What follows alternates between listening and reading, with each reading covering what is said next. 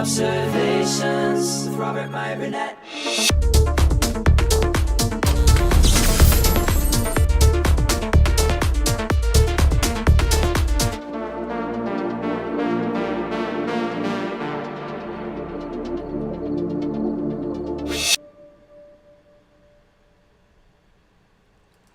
Well, greetings, imagination connoisseurs. Once again, it is I, your Duke of Dope Discourse, your master of fun and wonder, your viceroy of verisimilitude, and any number of things. This is Midnighter, episode number 30. It was only going to be episode 29 for this show, but I decided to push it to episode 30 because after today's long episode of Robservations, new news dropped, and I wanted to follow up on it while it was still fresh in my mind. So this Midnighter is a sequel to today's Robservations, and I guess I should have been doing more of that. Now, a lot of people, I can't believe the outpouring of support for this show, and I want to say, listen, I love doing this show. I love all of you. I love bringing you on. This is exactly what I wanted it to be. It was supposed to be an imagination connoisseur show where I bring you on and you tell me what's what. You give me the lay of the land, so to speak. And it's a way, as you know, I like to talk to all of you. I like to make this a participatory. The Burnettwork is a participatory YouTube channel, and that's one of its benefits. And I just want everyone to know, as you know, you can become a member of this channel for as low as $1 a month. And for our members, we have a bi-weekly Zoom chat, which they're really fun, and it's all of you. I get to see all of you, and we basically shoot the shit for a couple hours. Sometimes they've gone on for as long as 5 hours, depending if I've got time. I don't know if I'll have that much time, but I've been doing them pretty steadily every other week.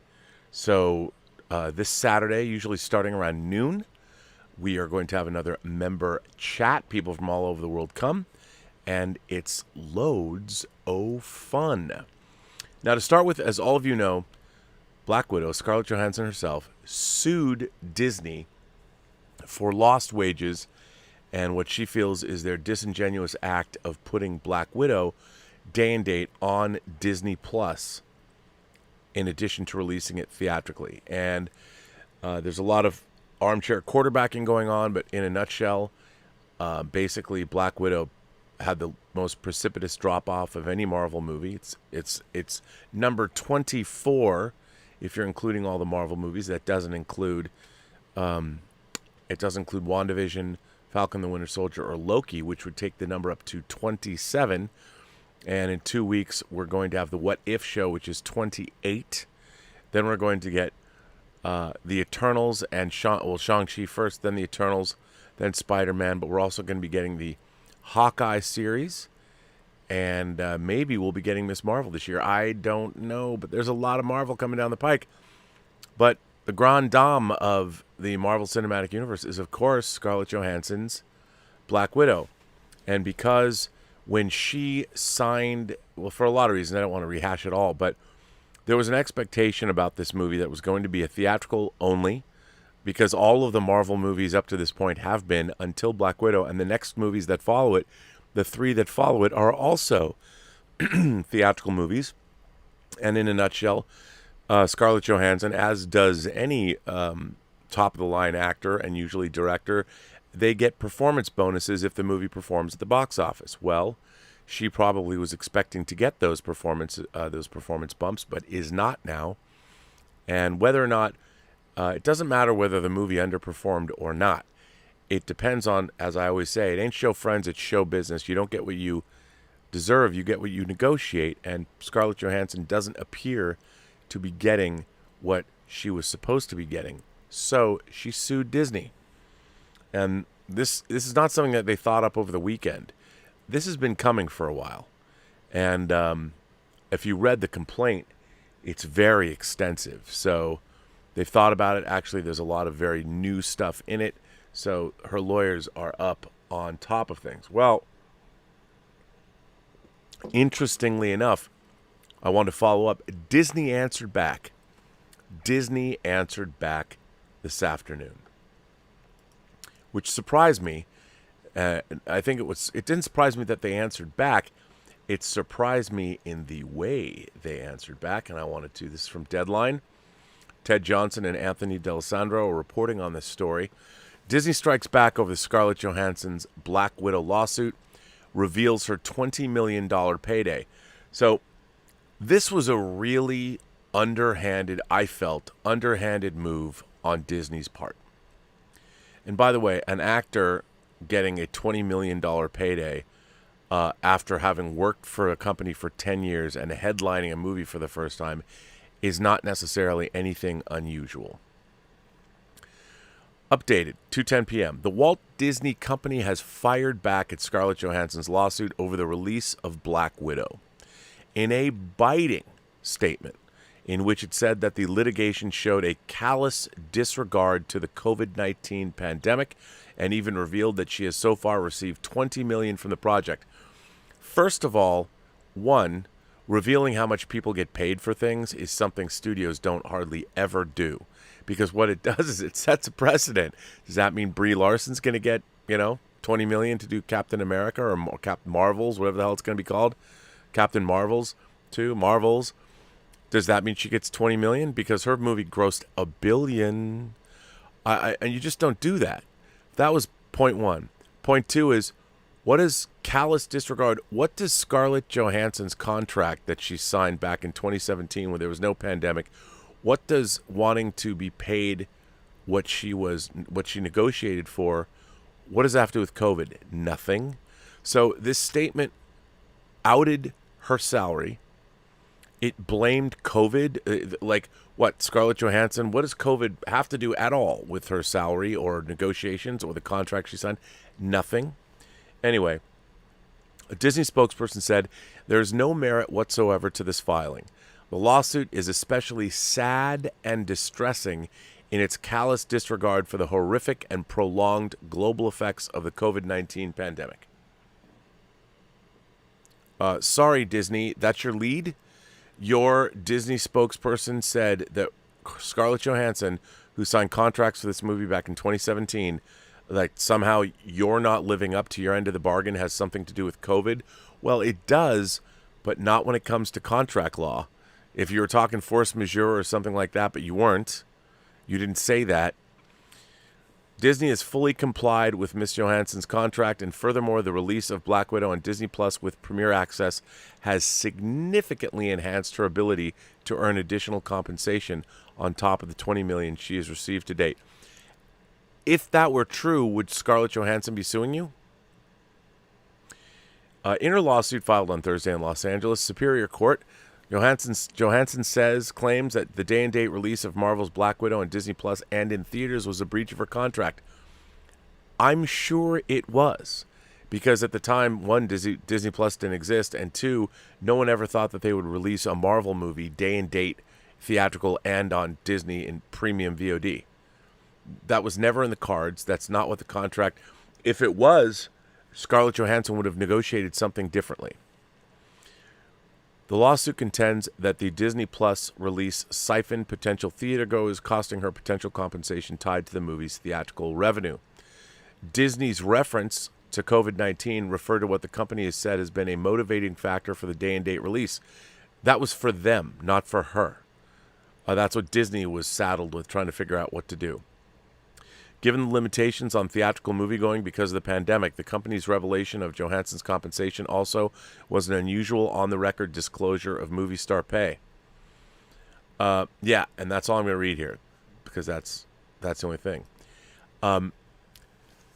This was, in my estimation, a completely boneheaded press release on Disney's part. First of all, you don't out somebody's salary. You just don't. One, because that's really stupid to do, because now every Marvel movie star will be asking for that. And by the way, Black Widow is obviously a valuable character, but she's only starred in one movie now that's underperformed. So let me ask you this. For the Guardians of the Galaxy 3, I know a lot of our actors are already under contract, but, I mean, are those actors going to go on strike and say, we're not making that much money, and we're making our third movie, and our first two movies grossed $1.5 billion collectively. I mean, what they did was monumentally stupid, I think, especially because they're going to be making Disney movies for the next 10 years. And Scarlett Johansson, this is the first movie that she had, which also is really an ensemble. So, you know, what do her fellow actors think? I don't know. They tried to shame her by revealing how much money she got, as if that was to say to the public, and it was, make no mistake, it's saying to the public, see how rich she is? You shouldn't think that she's in the right. This lawsuit is ultimately about the future of talent's relationships with studios during the time of streaming. What is it? Contract negotiations. Instead of love in the time of cholera, it's going to be contract negotiations in the time of COVID. You know, this is the future of the movie business, the future of the entertainment business really is at stake, because the idea of streaming revenues, theatrical revenues, these are things that were not really thought through. They were stopgap or Band-Aid measures during the pandemic to see if they could make things work or not. I don't think ultimately people are going to say, well, you know, the studios had a really successful go of it. No, because the theatrical experience has not generated anything near what it would if there was no pandemic happening. I think ultimately it's problematic all the way around. But Disney's response to this was just lame. No response would have been better. Okay, anyone's going to say your claim is meritless, but we all know by reading it, I read it on Robservations today, the complaint, it's not without merit, not at all. As a matter of fact, it's pretty damning in the sense that it shows that, you know, Disney brass looked at a way that they could bolster they could benefit their own stock options and make money and get more subscribers. They weren't thinking about Scarlett Johansson's contract. They were thinking about how they could better position themselves in the company and how the company could make more money. And by the way, there's nothing wrong with that either. That's what they're supposed to do, is make money. But you know what? When you sign contracts, the spirit of those contracts and the signatures on those whatever pages, whatever they say, you have to adhere to those contracts. And if you don't, that's on you. Don't try and come up with excuses like, oh, my dog ate my homework. Oh, COVID. What does COVID have to do at all with you adhering or living up to the contract you signed? I don't know. I have no idea. It was a really bad answer.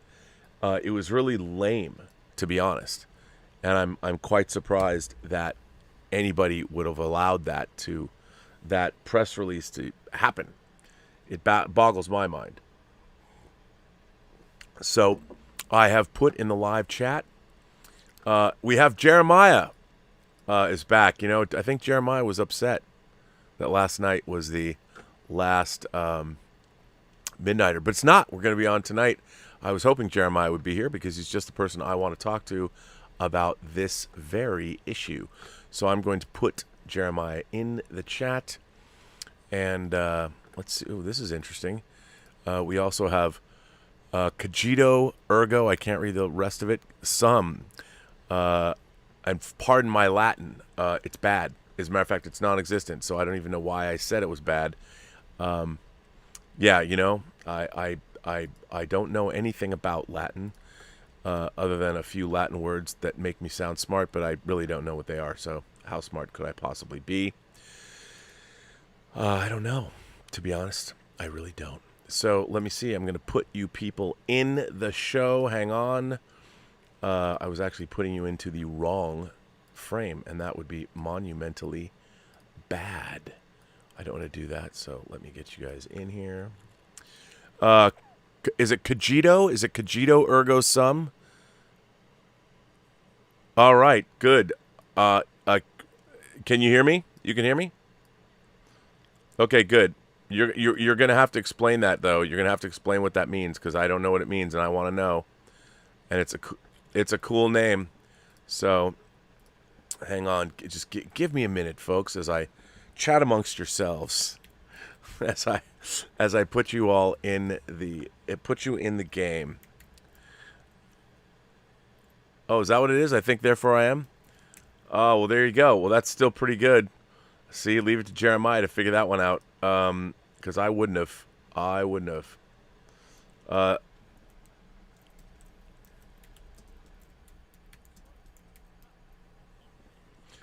Oh, the great philosophers. It's this is going to be fun.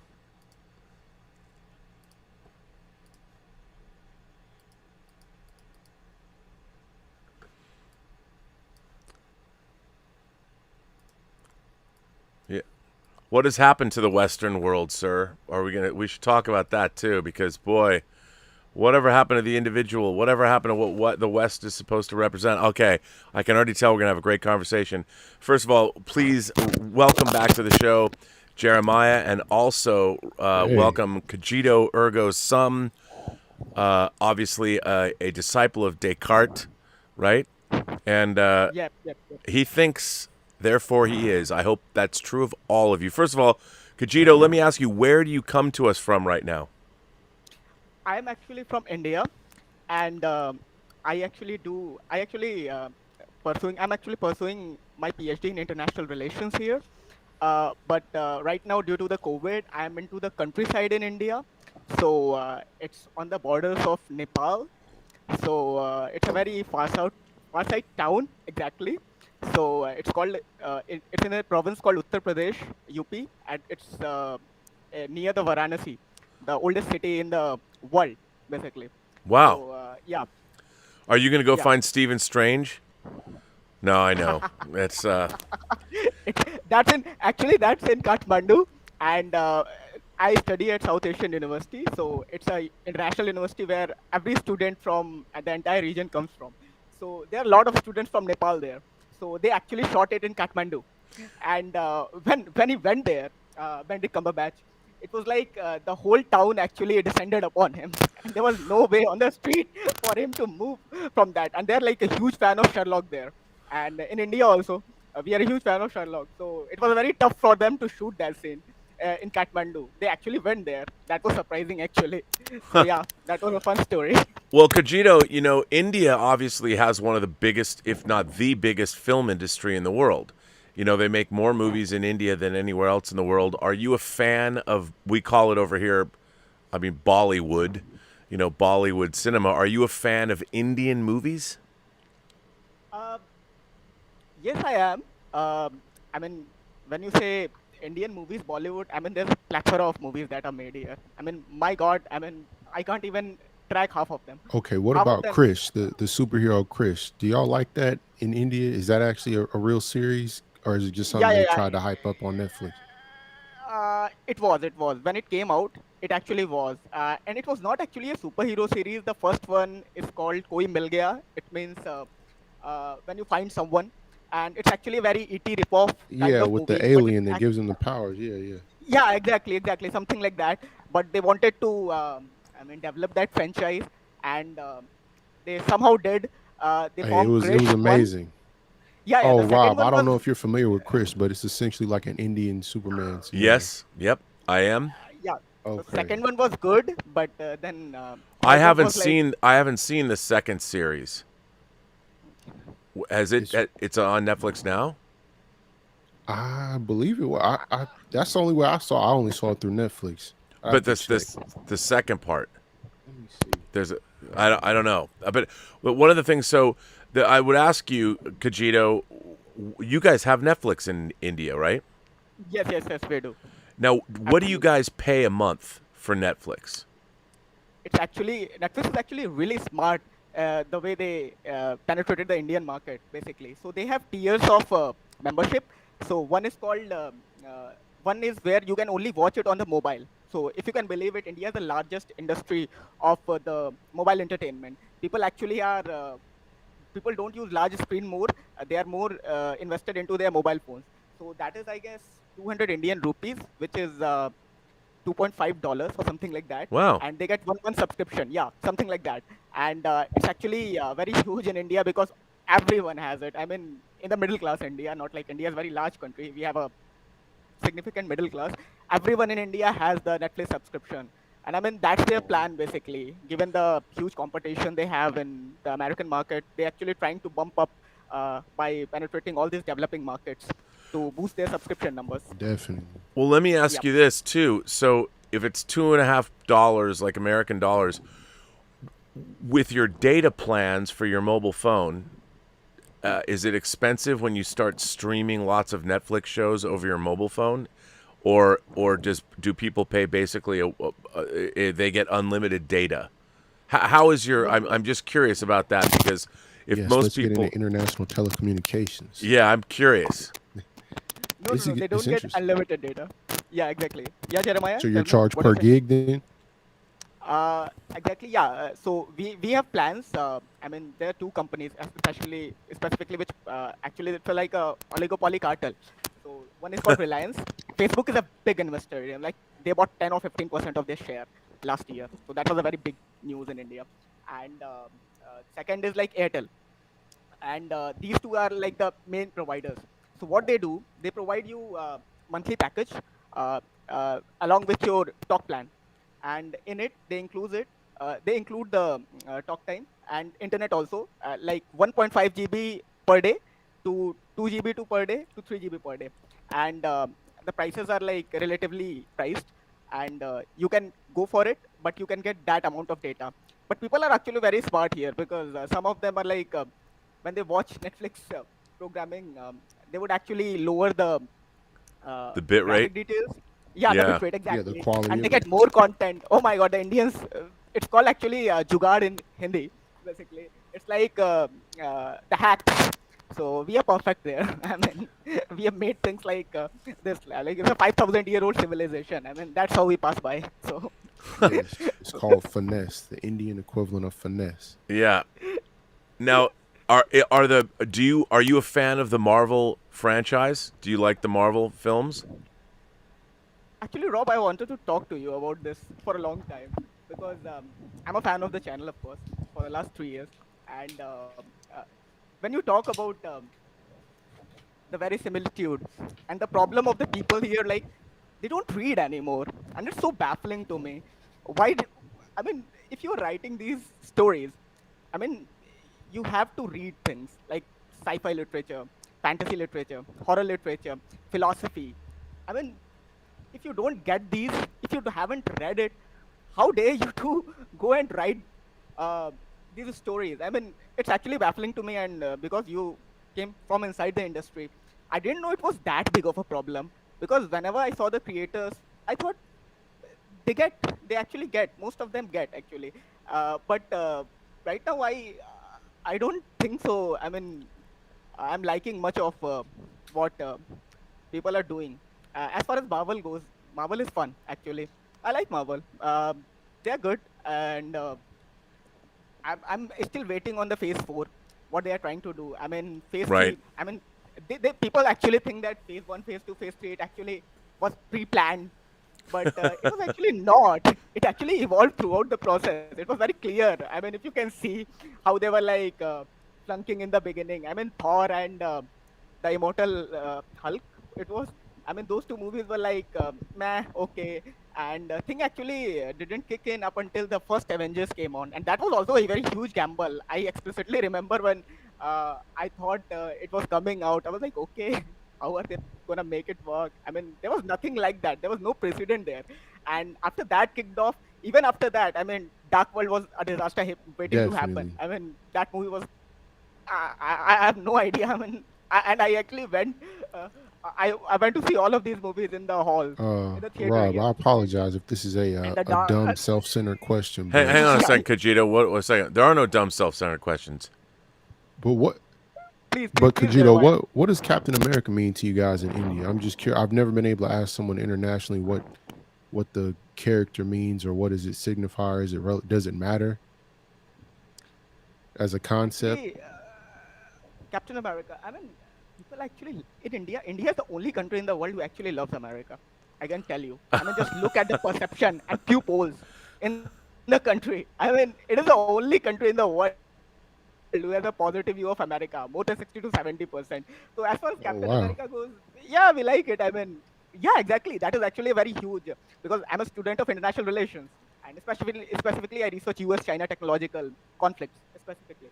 So I look at the Pew Polls data and the favorability of America, and it's like it's a nosedive everywhere. If you look for the last 10 to 20 years, you can say that. I would During the think Obama so. years, it was yeah. During Obama years, it was a little better, but even those were like just Yeah, there was a they were in honeymoon phase, fluctuation. I'm sure, and then it dropped back off.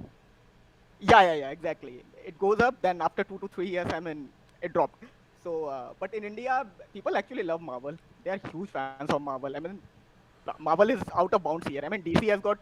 I don't think DC has much foothold in India when it compared to Marvel. And they're actually very four quadrant movies, and Indians are actually very. As far as the older generation goes, they are actually very familial type of people. So we still are. I mean, it's a pretty relatively conservative country. So when it the 400 Marvel movies, I mean action, comedy, adventure kind of thing, people actually love it. So psychologically Yeah. also, Marvel is actually better suited for India Hmm. as compared to other franchises. I mean, you just go for and look at the audience's reaction when Thor actually comes in Wakanda in Infinity War, and when Captain America lifts the Mjolnir in the Endgame. My God! And Russos were actually when they were in India, they were actually talking about that scene of the Thor coming to Wakanda. I mean, that was when they got actually excited. So Indians actually love very much. I mean, that is the Huh. only country who has positive view of America right now. It's just Uh, interesting to hear that because all the other characters kind of work in the abstract. Like Batman is, a rich guy fighting crime that works in the abstract, or Bruce Banner is a Frankenstein allegory, so that kind of works just as something anyone could understand. I can't control my body. It's kind of a universal theme. Even the dynamics between Thor and Loki, kind of to your point about family relationships.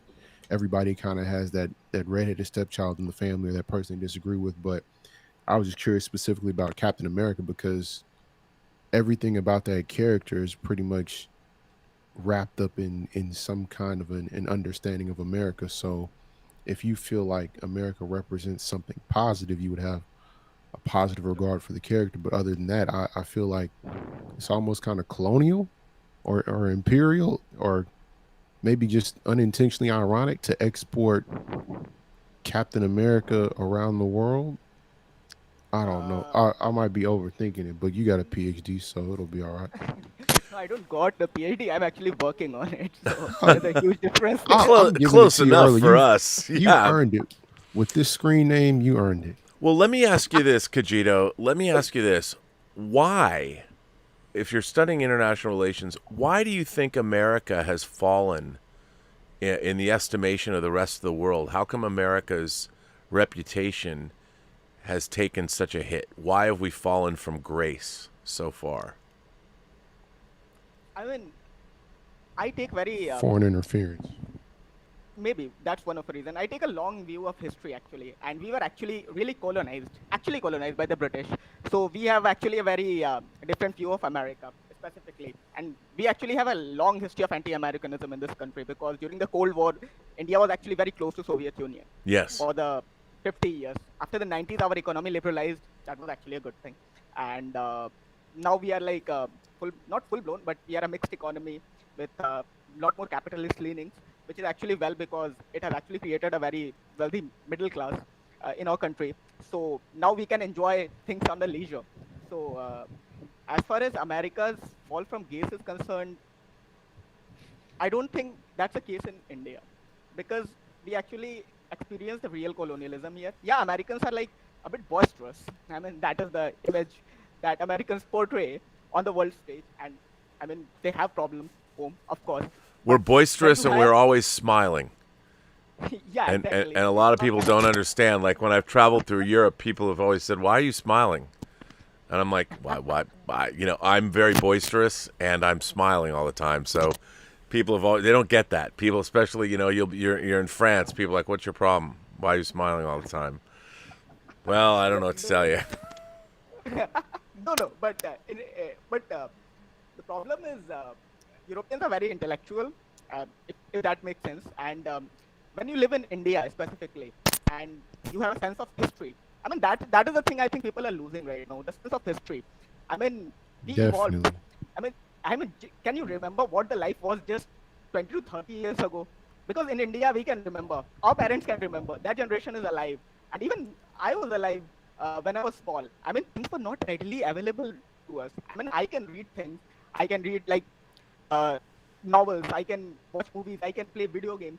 But even 10 to 15 years ago, that was not the case in the country. So, I mean, we have a sense of time, if that makes any sense. So, and we are also surrounded in a region. I mean, China is not friendly. It's like a totalitarian dictatorship. And then all the countries to West are like people from Pakistan to entire the Middle East. The entire thing is actually very troubled area. When you go to the east also, there are problems here in Burma. There are like Rohingya massacre was happening there. So, and even in the south, the region is actually very troubled. So, when you live with these things, you have a sense of history, and you think you actually see things in their perspective, right perspective. So that's how I see it. That's how I see the what can I say? We can put things in perspective. I mean, yes, America after 2000, after 1990s, America have been on a significant development path. Like intervention in Iraq was actually disaster. Intervention in Afghanistan was to a large extent justified because Taliban was actually Taliban had given refuge to Osama bin Laden, and they were like, okay, what are you gonna do about it?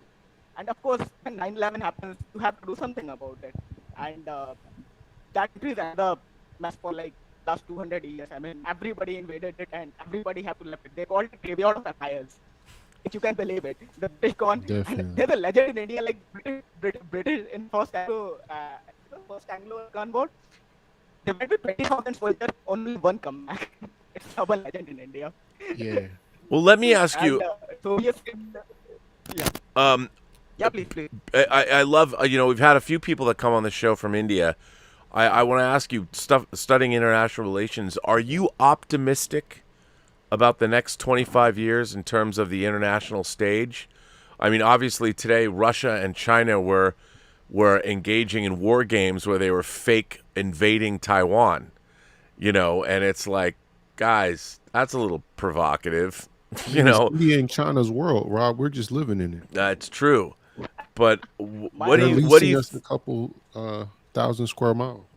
what do you Oh think what do you think about the future? I mean, you have to be optimistic, right?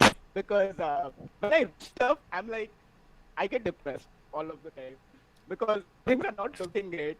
But those will always prevail. That is the only thing I've learned from learning history. So that is the only thing that gave me solace. Because I mean, if you want to talk about China, my God, they're like so strategically prevalent.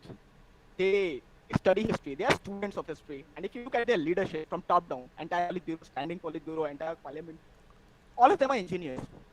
Do you know that? Entire Chinese leadership are engineers. They're not lawyers. In America, all of them are lawyers. In India, I don't know. Even I can't tell what our political class is. But Hey, there's a listen, difference there. listen, your internet connection is not the greatest. Oh yeah, And I can tell. yeah, so I was wondering if I could bring somebody else on, only because it's hard to hear you. Oh sure, no problem. Well, I Please. want to say thank you for coming on, because this was fascinating. I'd love you to come on the show again and talk to you more about India and what science fiction is like there, and movies and comics and all those things. Or come to Midnighter Part 2. We're working on it. It's in the works. It's in the midnight. Oh. Jeremiah is gonna take us further than I Midnighter ever could. 2.0. Oh my God, I couldn't wait. Thank you. It has been a blast. Yes, thanks please for come back. Please, yeah, you definitely have to come back. This was really great. Thanks for coming on the show. I very much appreciate it. Thank you. That was awesome. That was actually really interesting. Oh, and we go from India to Japan. I love this show. I love the international nature of this program. I mean, the level of person you have here really speaks to your quality as a host too. Well, I PhD appreciate that. candidates, professor.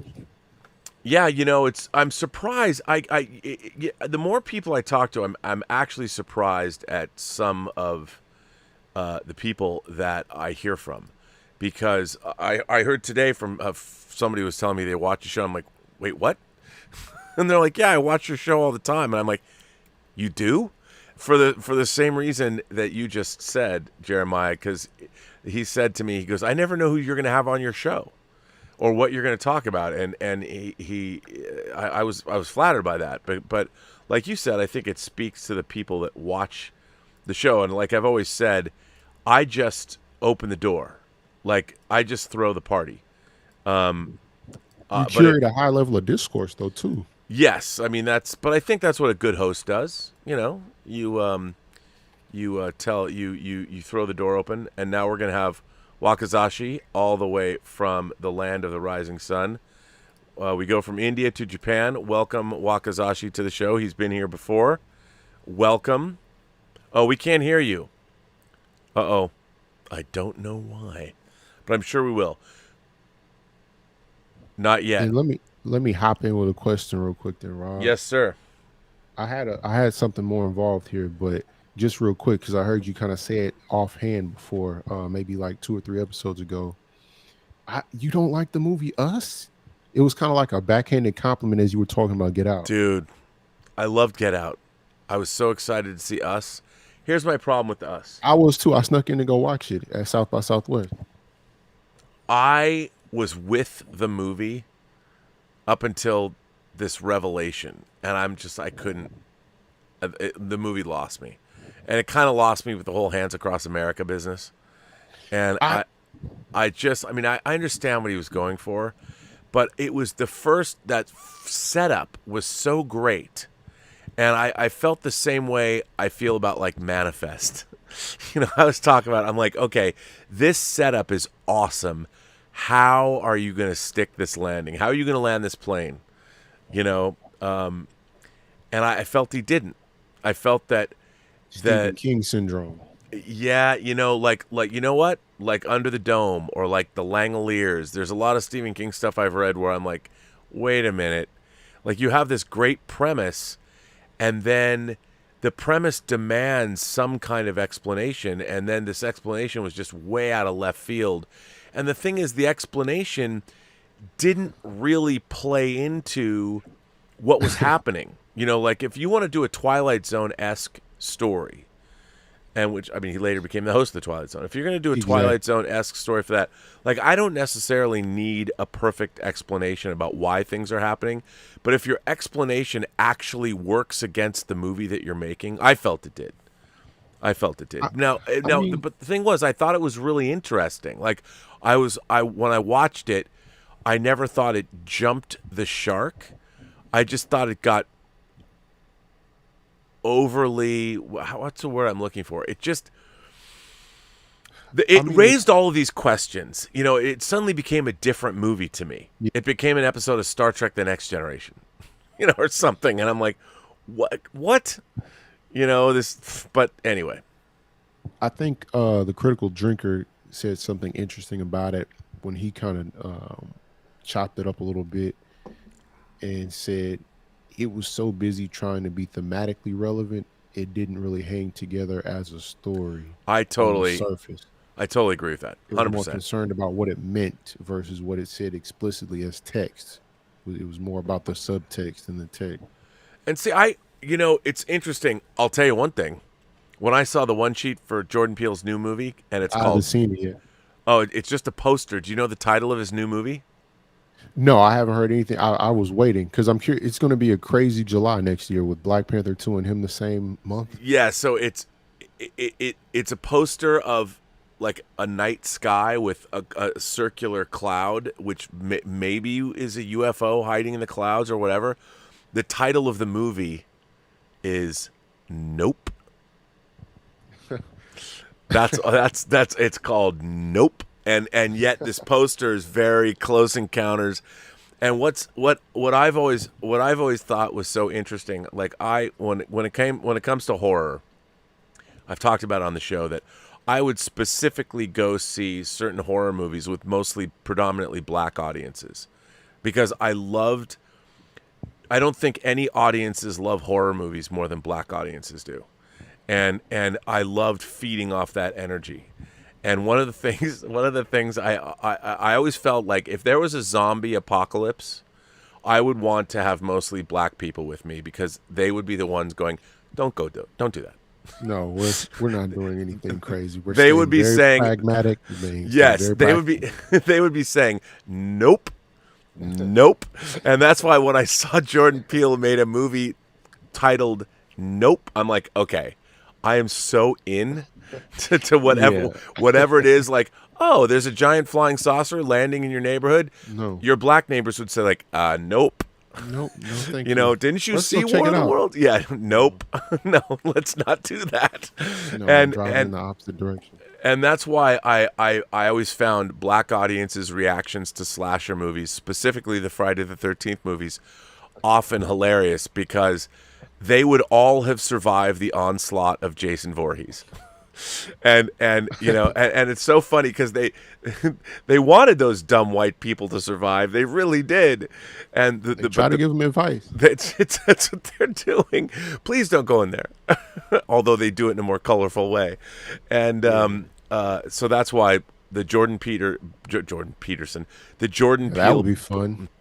Yeah, The Jordan Peterson, Jordan Peele crossover. Oh, I'm excited. I would be so there for that. But I just thought that poster, when I saw that poster, I thought I'm like, oh my God, that is, I am so in. I just thought, see, when he knows, I thought Get Out was I loved it. I mean, I was like extremely well calibrated. Crazy to actually break it down. The actual schema, the quality of the way the movie's broken down and actually arranged, just like a Swiss. It's really like Hour 11, like he references, and it really does run like an Hour 11 novel. Yeah, I mean, I thought it was exactly the kind of thing that you want modern horror, because I think that modern horror, you know, our best horror films have something to say about our culture. They're very much, the best horror films are of their time. Yeah, they can be timeless, but the underpinnings of horror are I've always thought that horror is not about the fear of death. It's more about the fear of having to live another day in this world. Like, once you know that zombies are real, or there's a global pandemic, or the Cenobites are out there and they're going to tear your soul apart, living one more day is, well, that sucks. It's like, I want to go to heaven now. Please take me.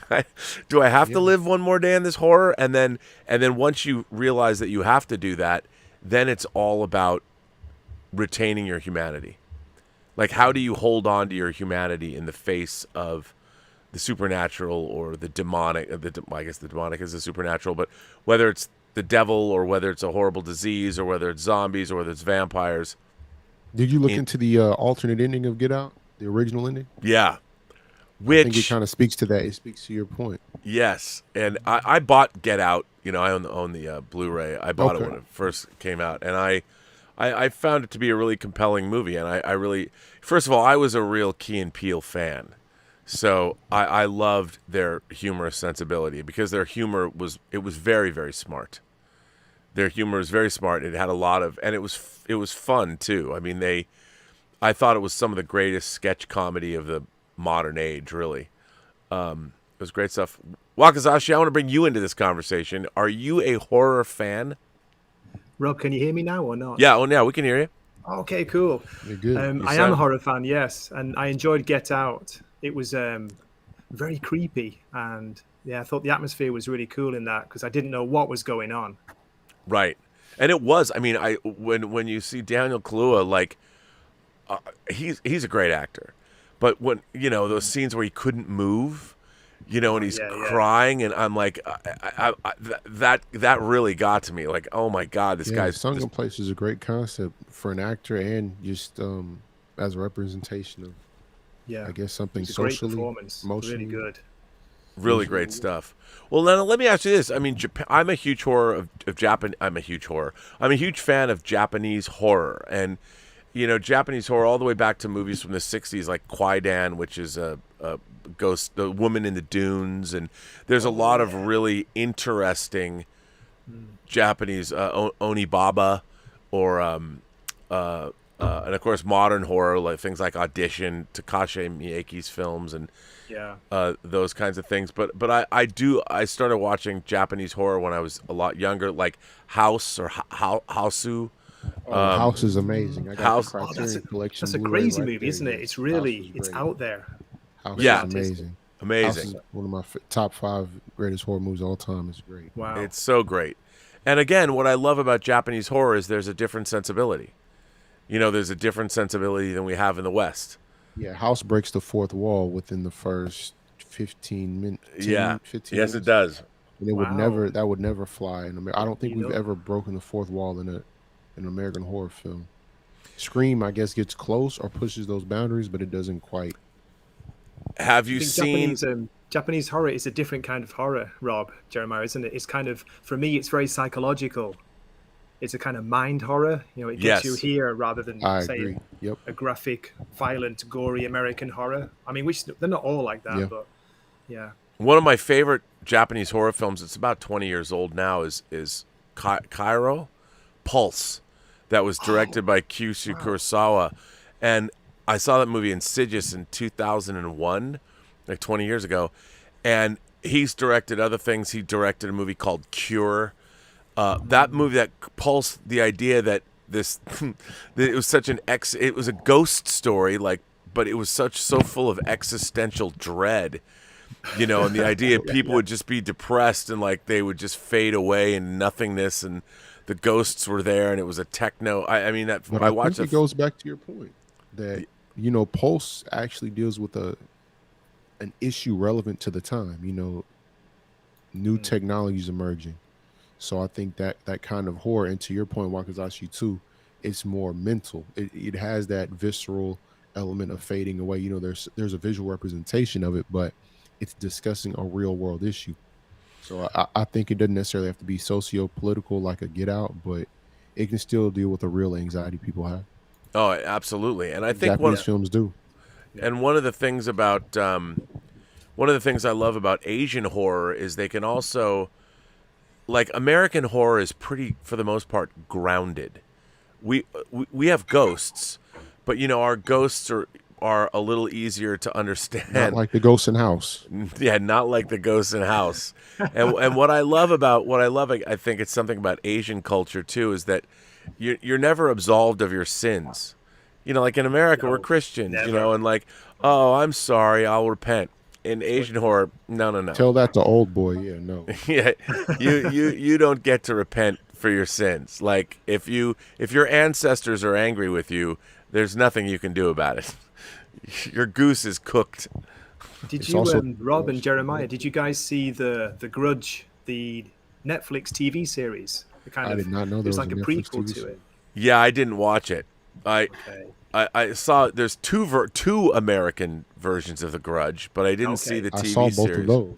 Yeah, TV one's a Japanese version, and it's not as out and out horror, but it's really what do you say? It's hard to watch. There's some really severe scenes in that series. oh, I'm in. Count me in. I'll watch that. I thought you would be. I mean, I yeah, think, I'll watch. The more extreme, the better. Wow, Well, have you yeah. seen Tokyo Gore Police yet, Rob? Yeah. Yeah. No, I haven't seen that. Oh yeah. Check that one out. It makes no sense. No. I think it's interesting to see the Japanese relationship to the body when it comes to something like an audition, Tokyo Gore Oh Police, God, yeah. Iche the Audition. Killer. There is gore, but it seems like it's a little bit more intimate. Yeah. and Well, I it's mean, not if quite as Sexual side to it doesn't. Yeah, there's definitely a sexual component, and I think that's what keeps it from becoming desensitizing like it is here in America. well, what's really strange is like if in Japanese horror, a lot of Japanese horror, modern horror, would combine sexuality because they don't shy away from it. Whereas in the West, in America, we'll kill as many people as you want. You bring in sex into it, people are like, oh God, oh, I can't do that. Well, the killing is a form of repression. Yes, absolutely. And like Takashi Miike, who made how do you pronounce his last name I say properly? Miike. I don't know if it's Is right. it Miike? I say that, yeah. Takashi Miike. Just okay, it's Miike. Yeah. I think can't so. I can't reach him now, but I have Ichi the Killer action figures.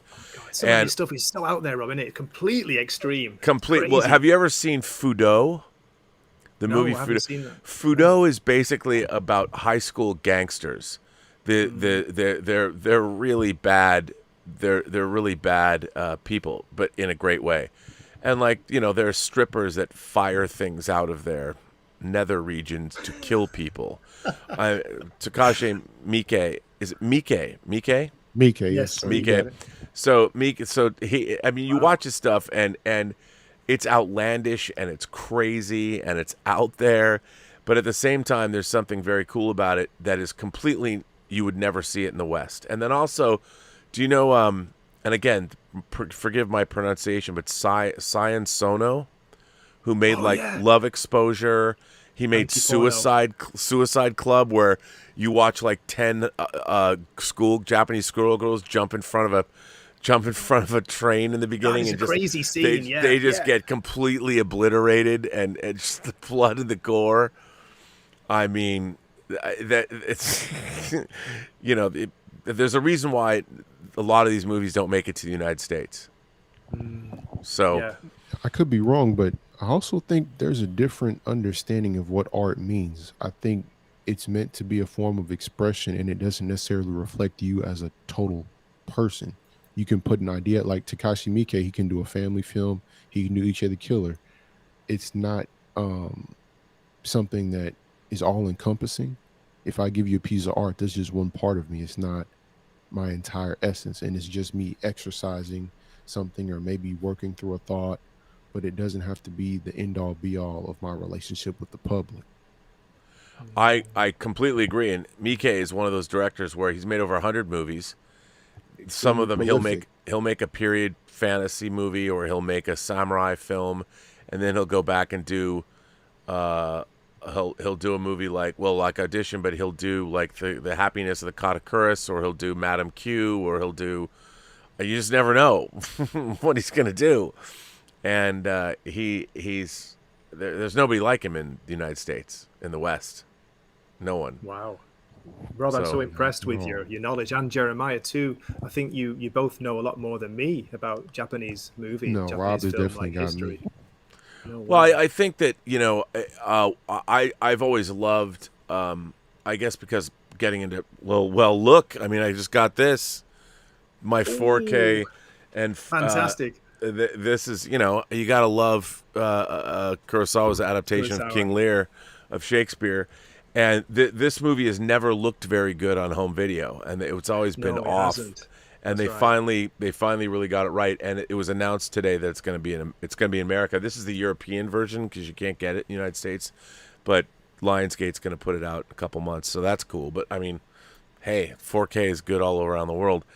But I'd be curious, to know like how do, say, the Marvel movies do in Japan? Are Japanese audiences big fans? Oh, that's interesting. You asked that, Rob, because Black Widow didn't get a cinema release over here. And the reason why, what I heard, is that Disney were asking too much to the they were Japanese getting cinemas. greedy. They wanted too much money, so Japan said, okay, no. So it's on Disney Plus, that's all. Wow. That's so crazy, isn't it? So now with Disney's the gonna play hardball, Rob. yeah, now wow. So to know that because the Japanese market is a vibrant market for fantasy Yeah. films. Well, the other films have done very well. The They love earlier ones, Marvel and Spider-Man the and Avengers and stuff. Deadpool.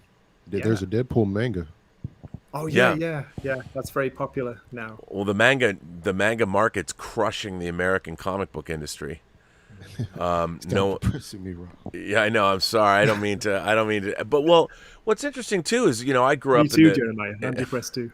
and I read a lot of manga in the 80s when Viz Comics was bringing it over, and I was reading stuff like Appleseed and Area 88 and 2001 Nights, and there was a lot of Crying Freeman, A Lone Wolf yeah. and Cub. Oh, that's great. Freeman's Yeah. Yeah, and so yeah, I loved all that stuff. I mean, I guess I've been a Japanophile most of my life. When you say Lone Wolf and Otaku? Cub, have you ever read Usagi Yojimbo? Oh, of course. review? Oh yeah. I still read Stan that. I love Sakai. that. Stan It's like Sakai, over yeah. 30 years. Yeah, Stan Sakai. Yeah, that's Yeah. right. Yeah, no, I mean that's a great comic too. It's fantastic. Been going for over 30 years. It doesn't get a lot of hype really. It's kind of a quiet series, but I think it's brilliant. If you like Rabbit Samurai, of course. But yeah, and who doesn't? It's not the love. Doesn't. Who doesn't love Rabbit Samurai? Well, like the state of with Japan, I don't know. Are your theaters? I've asked you probably this before, but how are your theaters doing? Are they open? Yeah, they've been open the whole time with just reduced numbers during the worst of the pandemic. And I Yeah, got to Olympics ask you, did some things, right? how about the Olympics, man? I keep hearing like the Japanese people are pissed. You know, through $30 billion, that number they throw around, that's what they spent on the Olympics, and they're trying to make the best of it. But still, Yeah, a lot of people were very pissed before it started. A lot of people thought the government didn't do enough. They didn't fight against the IOC. Basically, the IOC said you have to have it. You know, you can't postpone it again. But now Japan is doing very well, winning some, gold medals. The kind of public opinion has changed, so people are really behind it. But it's a shame to see like empty or half empty stadiums. No public spectators can go. It's just the athletes and the team members. So that's really sad. it is really sad. I mean, I look at that kind of thing, and I'm like, was this the best call? No, it wasn't. But what could they do? They apparently they couldn't refuse. Right. They couldn't. Time. They couldn't Yeah, say no. the IOC is. I don't think they're the greatest governing body in the world, to be honest. Too strong, too powerful. Yeah, I mean, I get what they They have want to some do, but ulterior motives. yeah, I was in Korea in 2018 when the Winter Olympics were going on in Seoul. All right. And I'd never gone to the Olympics before. I went and saw a hockey match, and I was in Olympic Village, and it was pretty special. I mean, I have to say, being in an Olympic situation in a foreign country, I really enjoyed it. Like if I was really rich, I would probably go to all the Olympics and hang out. You know, because I really liked it. I really enjoyed, and I had never been to Korea before, and we kind of, we went up into the mountains where the ski areas were and stuff, and it was we got to drive like 3 hours to get there, and it was really I loved it. I loved it. So That sounds amazing. Jeremiah, can I ask you? Have you ever been over to Japan, or are you interested in visiting Japan? Yeah, I've always wanted to, but I've never been able to wrap my head around the length of the flight. But I definitely would love God, to. yeah, it's crazy. well, Rob's what you coming do next is year. you just take a red eye. You get on the plane really late. You Yeah. drink have a few drinks, and you fall asleep. And when you wake up, you land in a couple hours. You watch a movie, and then you're there. When I would go to back and forth to Australia or New Zealand, that's what I would do. I would take the latest flight I could, and then you stay up on the plane for 3 or 4 hours, and you eat, and you stay up as far as you can, and you're so tired, then you fall asleep, and you wake up like 8 hours later. It's great.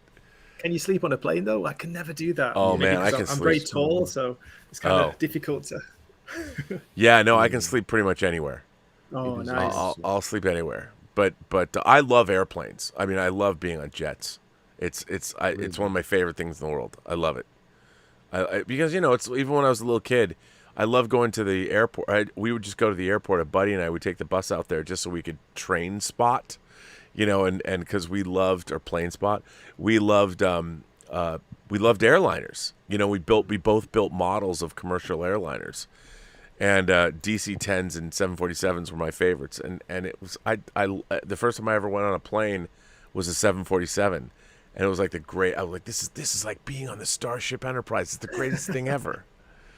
I loved I it. can say with extreme confidence, I've never wanted to be on the plane, but I'm definitely diametrically opposed to you on that one because I always think my plane is going to be that one where we end up in a final destination situation. But Oh, well, I'm still waiting. I want to be in an emergency water landing.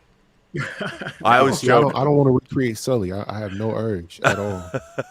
I want to go all Airport 77 and crash in the Bermuda Triangle and have the plane sink, but we're still waiting to be rescued, because it's still pressurized. The cabin's not. We still have our structural integrity intact. Or like the Langoliers. Was it Langoliers? Stephen King The story. Langoliers. Yeah, Langoliers. Okay, that's how you say it. They're being like pursued by I don't know, like reality eating monsters or something. Yeah, I mean that was a Stephen King story like us. I'm like, I crazy. can't hang. Come on, buddy. Well, actually, what brought you to Japan, or how long have you been there? Been here since the end of 2002, so almost 20 years. Oh my And goodness. a beautiful lady brought me here. That's a fantastic. You idea. say that, but we've never seen her. In a suitcase. No, I'm joking. Yeah, just like Audition. Yeah, just God, yeah, don't say that, Jeremiah. There's always time for that. Maybe. Can I ask you both? Going back to the Olympics, is there much interest overseas, over in the States? Is there much interest about it, or is it kind of quiet? Is it on And TV? all the wrong or- reasons. For all the wrong reasons. yeah. I mean, I Really? think I was reading about the ratings, but they were talking about it's like half of what they had at. Right. Yeah. Yeah. But it's still like 17 million people. It's I actually worked on the 2000 Olympics for NBC. I was hired in Christmas of 1999. They needed NBC switched over to they were having coverage. It was called the Complete Olympics.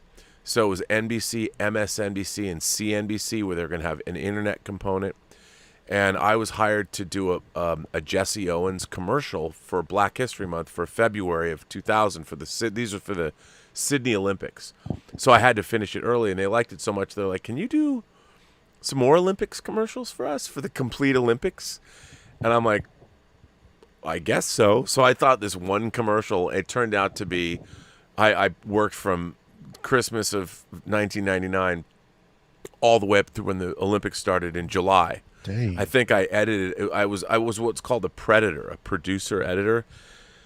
I made over 100 Olympic spots, Dang. and it was a great job. And then when I was done, they promoted me, and I went upstairs to NBC 2000, and I was working on their prime time campaign. It was crazy. Dang. Like I'd never worked in TV promotion before like this. I mean, I worked at Kids WB doing animation things, but when I was at What, Robert? Kids, man, I got questions for you now. well, it was very funny. Like what when I worked for Kids WB, I worked with my friend Kevin Rubio, and Kevin Rubio he's a genius when it came. Like he knew what we would do is we would take the commercial, the footage, the footage that was in episodes, and Kevin would come up with scripts, and I would cut it together, and then I would do Photoshop work if I had to make mouths move to say what. And then we would have the voice actors, like Kevin Conway would come in and record Batman's voice to do Kevin's script or whatever he was doing. Like one of my favorites promos we ever did was, it's so weird to be talking about this now, but Never weird to talk about Kids WB or Kevin Conroy. Never feel ashamed, Rob. well, so in this spot, Superman calls up Batman, Tim Bailey. and Superman's like, I'm not cool. I'm not cool like you. Like you're the Dark Knight detective, and I'm kind of a big Boy Scout. I'm not cool. And Batman's like, no, Superman, you are very cool. And so Batman sort of talks Superman down from the ledge, and then they hang up the phone, and then you see Robin. It cuts to Robin in the background. And Robin's like, did he buy all that? And Batman's like, I'm that good, And then it would be like the Batman and Robin Adventure Hour on Kids WB, and it was so much fun because then Kevin would have to find the right footage, and then we'd intercut it, and we had to sync the mouth and make the mouths move, and it was just, and that was so much fun. I mean, that was my first time working in TV promotion, but Kevin, we did Pokemon spots. We did everything. It was great, and then because of that, I wound up at NBC for a year working on the Olympics. Pokemon. That's so cute when you say it, Rob. I love it. How do you say? Pokey. How do you say in Japan? They say Pokemon. Pokemon. It's like pocket monsters or Pokemon. Right, okay, not Pokemon. I like the way you say it better. Pokemon. It's just the American way. Like Pocket. Listen, sorry, Rob and Jeremiah, really good to meet you tonight. And Rob, I'm sorry, I'm going to have to go, so please bring somebody else on. Oh, in okay. my place. Thank you so much for bringing me on tonight. Yeah. Hey, it's The good to last have you Midnighter. here. I hope it's not the last Midnighter. I hope there'll be more in the future. Well, Hey, it's working on part two. I was just getting tired, man. I Yeah. have so much work to do. You've got to work, haven't you, as well? Well, it is work, isn't it? This is kind of work for you. It is. It's total work, but I got Tango Shalom I have to get out. I'm planning a shoot that we're doing in Portland. In theaters, October 29th. Yeah, VOD at 29th. In theaters, we're having I can't say, but our red carpet premiere in LA, but it's happening. People, I'm going to give away tickets to the premiere. But I will see you later, sir. Thank you. I'll let you know if it comes out in Japan. I'll let you know. Tango Shalom. Come on. Well, I would love it. hopefully, the Japanese would love it too. Okay, Jeremiah, nice to meet you again. Oh, yes, See sir. you. I'll You see you take later. care. See you on 2.0. Yeah, I love that. Let's see. I'll put somebody else in. All right. Actually, you know what? I'll tell you something. We got a few super chats. Marv Diesel. I don't know if Marv Diesel is here. Or probably. Oh no, he might be because it was 4 hours ago. FYI, my Captain America Endgame Hot Toys figure shipped today and will be here Wednesday. Is yours on the way? Yes, Marv Diesel. I've been waiting since February. And yes, it's going to come tomorrow. What I love is Sideshow's close enough that when they ship it, it always shows up the next day. And yeah, I paid for that bad boy 7 months ago.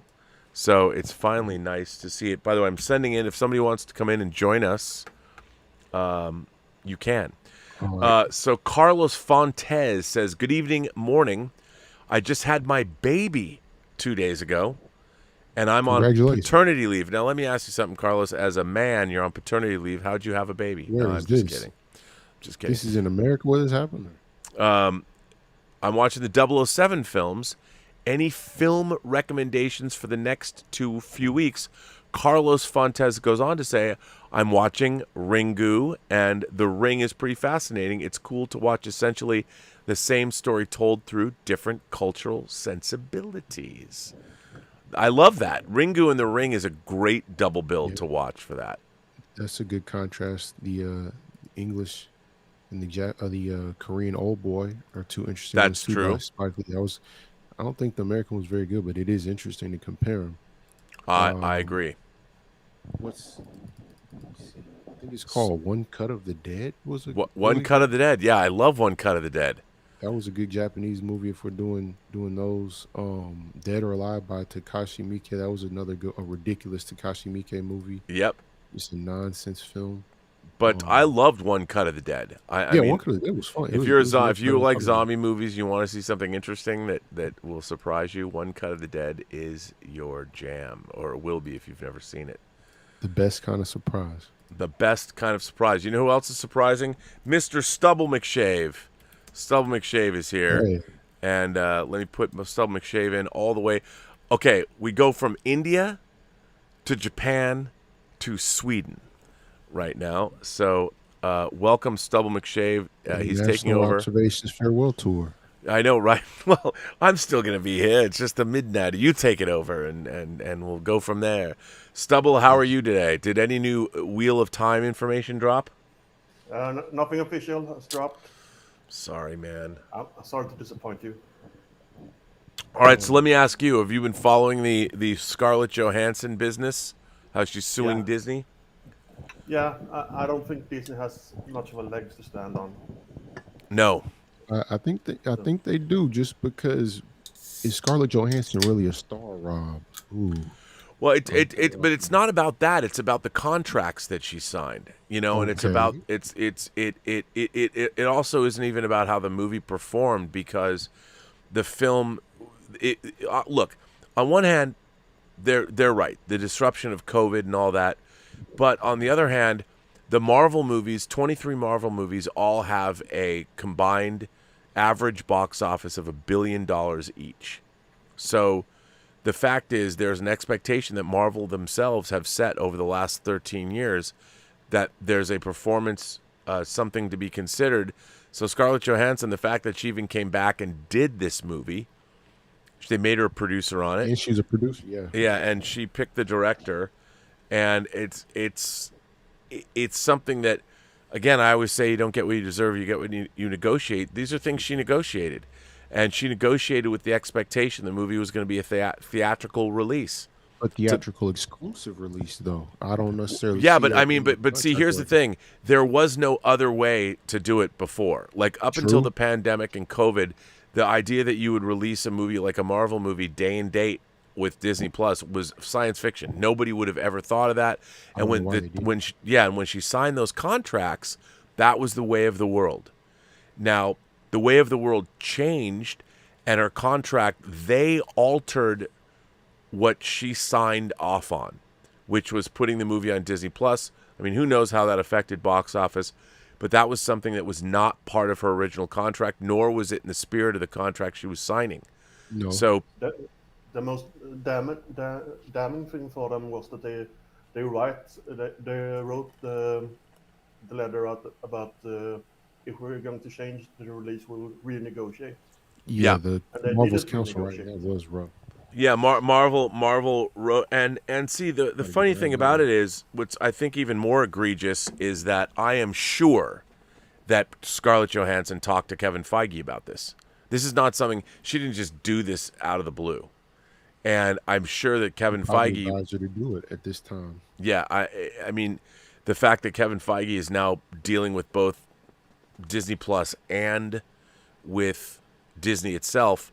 I mean, he's between a rock and a hard place. There's nothing he could do because it was Disney's call, and I'm sure. Look, they've got 2 other movies coming out, and they want to see these movies perform along with the rest. The What If starts in 2 weeks, and Did that Hawkeye announcement come out before or after the lawsuit announcement? I think it came out well, I I'm don't just know. kind of curious what if they maybe had a heads up it was going to drop and they tried to kind of soften the blow. Yeah, I don't know. And Marvel isn't the distributor. Disney is the distributor. Yes, Marvel is the studio and Disney sure. distributes, and it's weird because Disney owns Marvel. So, I mean, it's look. I don't think this will ever go to trial. I think it'll get settled. There'll be an NDA that's signed. We'll never know how much it's settled for. And like I said on the show today, I'll bet you this is settled before the end of August. But the settling set up a situation like a domino effect for Cruella, Mulan, whatever was going on, Raya, Jungle Cruise, probably the biggest one because The Rock has a great lawyer, and Emily Blunt has a great lawyer. Yeah, I mean it that's part of it. And I think that there's enormous pressure now because these actors who are in these movies, and there was a lot of look at what happened with Christopher Nolan at Warner Brothers. He was furious about Tenet being put out, that it would come out doing day and date stuff, that they were going to do that, and what they've done, and that's why. I mean, I don't think necessarily everyone's under the impression Christopher Nolan's going to leave Warner Brothers. I think his beef was with the current administration at Warner Brothers, not They're necessarily. already gone. Yeah, they're out. Already. And every PVOD, every day and date, takes money from the agency's coffers. Mm-hmm. Because their earnings is based on the salaries of their clients.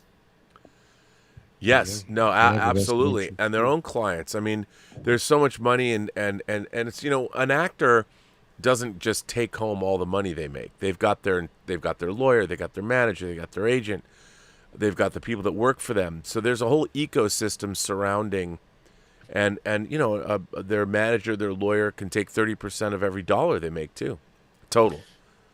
So. Now, Beyond the Trailer brought up an interesting point when I was watching her take on this. And she Yeah, had someone mentioned- said to me it was really good. I haven't watched it yet. she brought up a really good point about watermarks on digital films going forward because of the piracy element of Black Widow not being allowed to have a release date in China yet, but then Disney Plus came out with a high resolution version of it.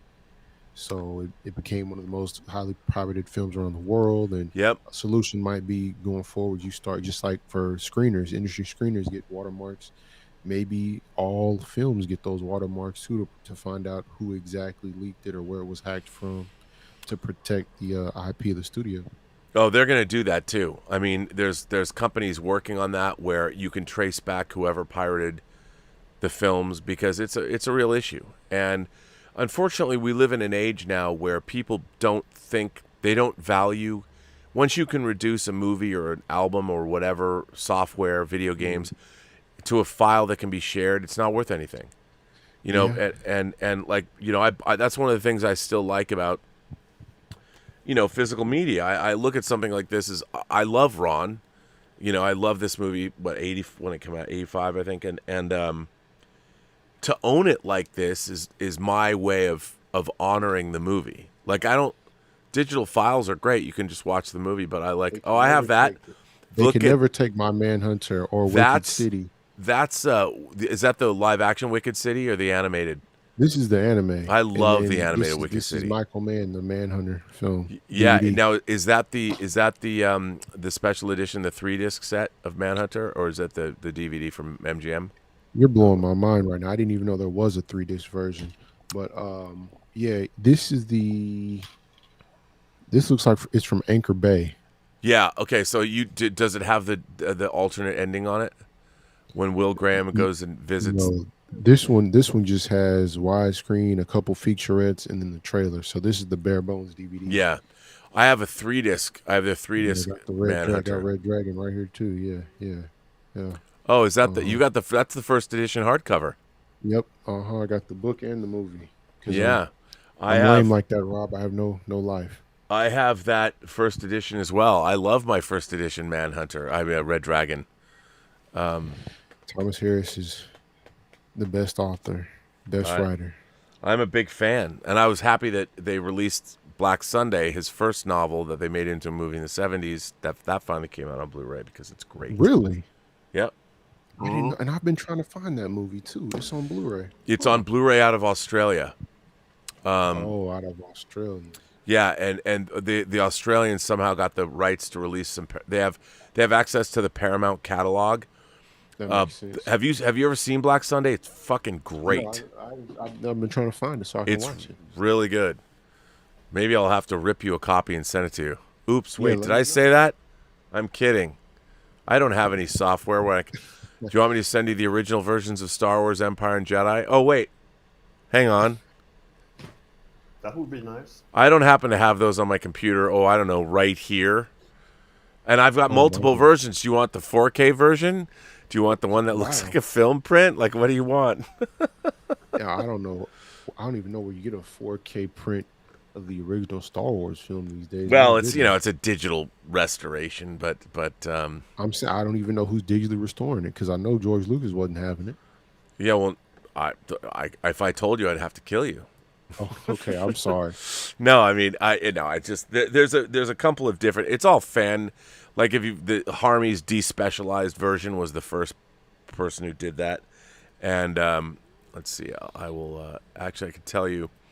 I think okay. I'll tell you. So right now, as I'm looking at this, I just punch in Star Wars. So I'm looking at my Star Wars the version of it. It's only 90 gigabytes. Come on now. Oh wow. This is the 4K 77 version, and it's a May 19th, 2018 file. So I'm just so fascinated by Jabba the Hutt being in clothes. That was just a remarkable scene to watch. yeah, but that wasn't in the original version. That was just a deleted scene. I'm saying that's just to think back to the fact that was shot. It was more my point. Just it's interesting to see the development. I remember that a person made a comment about that movie being saved in the edit, and it's interesting to see that film develop in George Lucas's head, looking at the notes and stuff from out of the coffee table books, and seeing how it became the Wills, and then how that turned into kind of like it all began like as a Flash Gordon pastiche. It's just interesting to see it all evolve over time. Oh yeah. Into what we know, and then I guess that stopping point once it gets to theaters, and then him picking it back up and tinkering with it in the 90s, and it's interesting to see it evolve. It's interesting. I got to read this since we're talking about this. So there's a notice. Like what I have is actually a file that I guess you can make your Blu-ray out of this. This is interesting. You know what? I'll tell you what I'm going to do. I'm going to put this up. So from this 4K version of Star Wars that I have, there's this notice on the front of it that I think is pretty interesting. And I mean, because there's people wouldn't do this with most. Don't most get a movies. strike, Rob. No, this won't get a strike. This will not get a strike for me because it's nothing there's no copywritten material here. But so here is the here's the what it says. So for those of you who can't see, or I'll just read it. It says, notice This film is a restoration seeking to preserve an orphaned work of our cultural heritage. We do not condone video piracy. Before watching this video, you are expected to own at least one official version of Star Wars as released by the studio. Examples include VHS, Betamax, Laserdiscs, CED, DVD, or Blu-ray. If we could buy this version of Star Wars on an official 4K Blu-ray, we would do so. Today, if you bought this version on eBay, you were scammed and should report the seller. This material is intended for personal use only, and the public exhibition, sale, distribution, or broadcast of this material is prohibited by law until the copyright expires, at which time the work enters the public domain. Until then, Star Wars remains copyright 1977, 20th Century Fox Film Corporation, all rights reserved. What's really interesting about that is Star Wars is copywritten in 1977, but the only versions of Star Wars you can get are the special editions, and those are copywritten in 1997. So, Star Wars is never going to the public domain. Don't worry. Disney will make very, very sure of that. The two most egregious things with the A New Hope special editions are Han shooting first and the Jabba scene. And I know how they could fix the Jabba scene if they want to keep Really? it. Yeah, and it's very simple. Because the problem is that Jabba is too small and he steps on his tail and Yeah. it's a little goofy. Instead, remove Jabba and put a droid there and have a hologram. That's true. not a bad idea. That would be, yeah. Because that then you would can make a make lot it more sense. smaller because it's a hologram, and you don't have, because the CGI was a little funky as well. Definitely. So you don't have to see him as clearly, and you could have the scene. You don't have to have anyone step on anyone's tail, and Yeah, it's a weird. I mean, the whole thing's bizarre. That all of that stuff, and it's what I don't like about the Star Wars special editions is it just seems so haphazard. You know, it's not. I don't feel that we're getting a real like. Did you need to change the Sandcrawler shot, for instance, or did you need? Yeah, that was a little gratuitous. Yeah, or like why? Mos Eisley Spaceport is like this shithole truck stop in the middle of nowhere, but now you've turned it into this sprawling metropolis with all this activity, and it's why? And then there's so much crap flying around when you don't need to see his identification. The suspense is ruined, you know, of that scene. And it's, would he be George Lucas though, Rob, if he didn't have these eccentricities, if he didn't have this yearning to just constantly tinker and constantly push the edges of what's a good take? I don't mind if he tinkers, but make the original version available. But if conventional wisdom, if you read like the Secret History of Star Wars, that's a website, there's a lot to be said about the fact that I honestly believe that George Lucas was so pissed at his wife, who would own a piece of it, that he changed. That's why the currently existing Star Wars has a copyright of 1997. It's not Star Wars. The Star Wars Special Edition is a different movie than the original Star Wars is. So she doesn't get a piece of it because they were divorced. And that's what I've read, you know, and that seems. I mean, it doesn't make sense. I mean, it's that it keeps her from, because she would get half, you know, of and the amount of money that she would be, and then she fell out of love with him, fell in love with another guy. He was pissed. He was pissed. Yeah, that would make me a little spicy too. Yes. Over under 5% that the original Star Wars ever lands on Disney Plus. I'd say that's under 5% chance. Yeah, Disney has no yeah. incentive. There's no leverage on the part of the person that would benefit. Like the fans don't really have the leverage to make it happen, and it's all in their interest to make the original cut available. There's really no reason for Disney to be induced to release it. They've made all the money they're going to make on it. If anything, they might remake it again. Either literally remake the film or just release another special edition. But they have no real reason to go back and, you know, go into the past. Yeah, I mean, I think that so many people are, there's generations of people that are used to the special edition. I just think that I watch those That's the things. first one I saw. Yeah, it just everything sticks out to me, like, because I saw Star Wars 200 times before there was the special edition. Bootleg videotapes, different versions on VHS and Laserdisc and everything. I was just looking around for my special edition, but yeah, it's just weird to me. But what are you gonna do?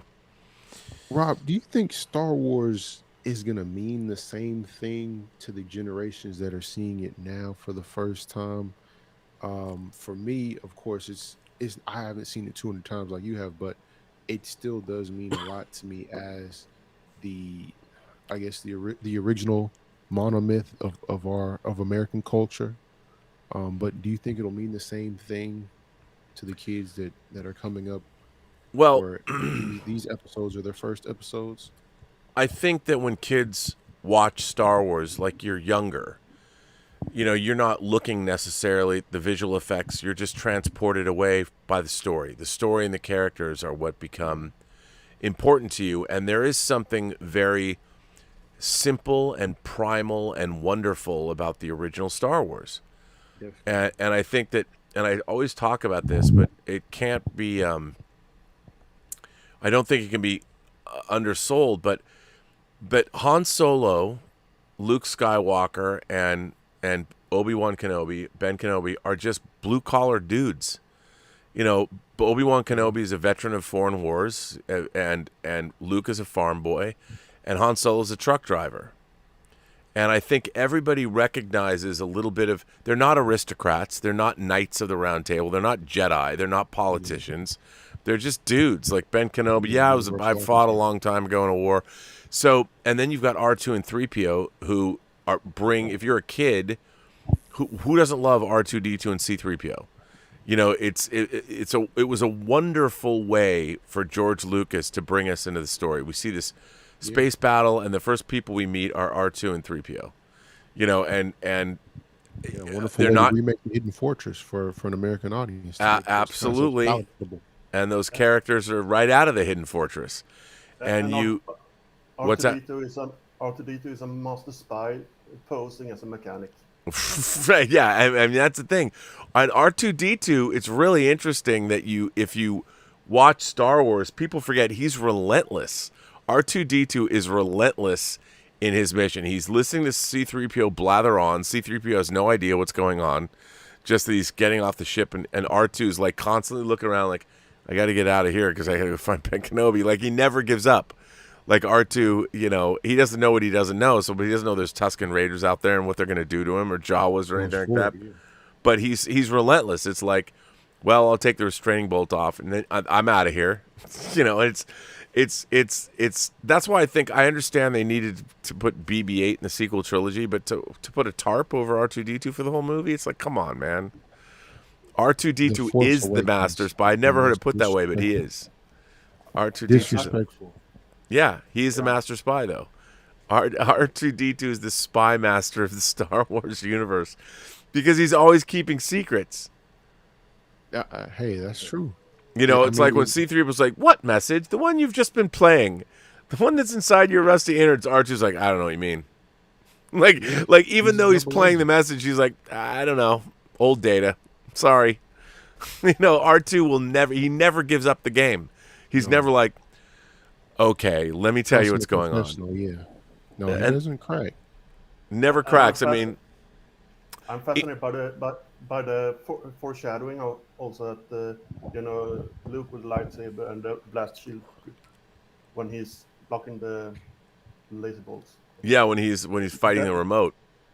That scene is just for the setup of him blowing up the Death Star. Yeah. Oh, absolutely.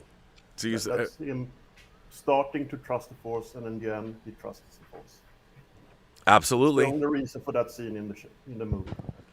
Well, I think it shows that it also shows the beginning of him training in the ways of the Force, not just to blow up the Death Star, but also to become a Jedi.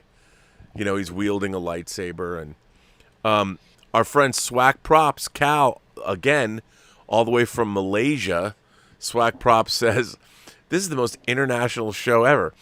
Swag Props says, Star Wars is a franchise that consists of a film trilogy a spin-off film, a number of animated shows, and 7 holiday specials. Youch. Okay, Yeah, I would. Rob, who would you cast in your dream Star Wars casting? If we could redo the last 3, if we could redo 7, 8, Oh and my 9, God. who'd you get to direct 7, and then who would the cast be? Well, I would get David Fincher, James Cameron, and Steven Spielberg to direct the. David, you feel like David Fincher would want to do a Star Wars movie? Yeah, I mean, he worked on ILM. He worked on ILM on Return of the Jedi. You know, so when he was an effects cameraman, he shot the speeder bike POV stuff. I feel like he turns his nose up at the sci-fi stuff these days. He might, but I think if you could get him to do it, I think he would make a really interesting. I would watch. Yeah, but I that's kind of how I would, and I would want to get like Aaron Sorkin to write him. I don't know what that would sound like, an Aaron Sorkin Star Wars film. Well, I think he would know what he was working in, though. I mean, you'd have smart characters saying smart things to each other. Yeah, like a classier Joss Whedon type pattern. Yeah, I mean, I would like to see that. But, you know, I have to say that the thing that I'm most excited about is the Obi-Wan Kenobi series. I Who's putting that together? I didn't look at who actually is making it. Who's responsible for creating? Who's writing it? It's Deborah Chow who's directing it. She's directing the whole thing, and she directed some really good episodes of The Mandalorian. And she's directing, and then of course I thought bringing back Ewan McGregor to tell the story, whatever the story is, I think it's going to be great. Ewan is amazing. It's amazing, and I don't think I've seen him in a bad film. No, I can't wait. I can't wait to see it. How do you feel about Birds of Prey? I don't know if I ever asked you about that or if we ever talked about it. I finally saw it. I kind of thought it was all over the place. I mean, it was all it was all over the place. I mean, I also thought was like, I mean, I feel like the Harley Quinn character can be interesting, but yes. I didn't think that movie was necessary. No. I mean, I understand why they made it. I mean, Margot Robbie's an incredible actress, and you want to keep her happy and all that, but I just felt like it didn't have enough weight to it. You know, it didn't, I don't know. I imagine it's kind of like how people feel about the Black Widow movie. Yeah, although it's funny because to me, I like the Black Widow movie more than I think most people did, but I understand people's criticisms of it. Did you like Black Widow stuff? Black Mask, Ray Winstone. I haven't seen it. Oh. I mean, I thought it was really well made, but it's just the story is a little slight. And it needed, I think it needed more globe hopping and more scope to it. And I think what it really needed, it really needed to be more like a Bond movie. Then why not pull in somebody? Well, okay, I think I know why they didn't, but why not get someone like Sam Mendes that can give you that flair? He's not. I don't think he's doing anything right now. You know what? He could probably put on the back burner for that $20 million check.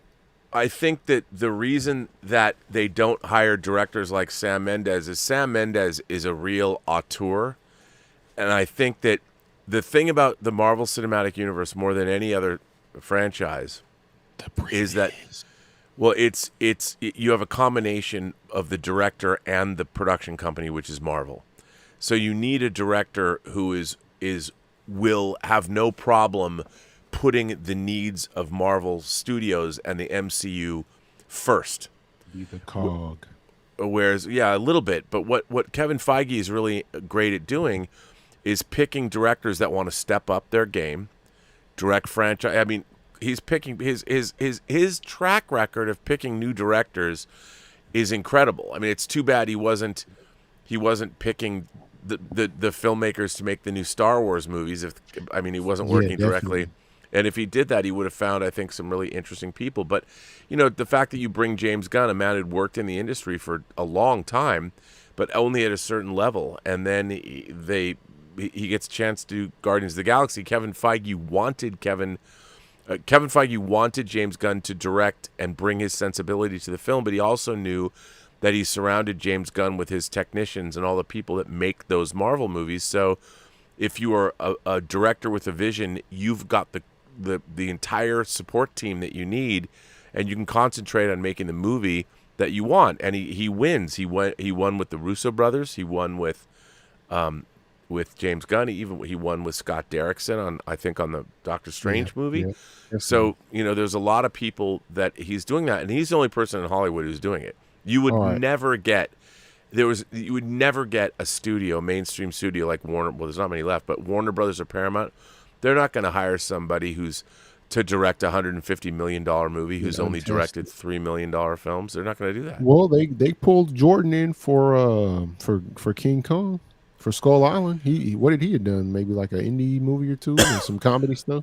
Jordan Roberts. Yeah. Well, he did in terms of in terms of Skull Island. You mean? Yeah, I think he came straight off the bench, or straight out of the Sundance World.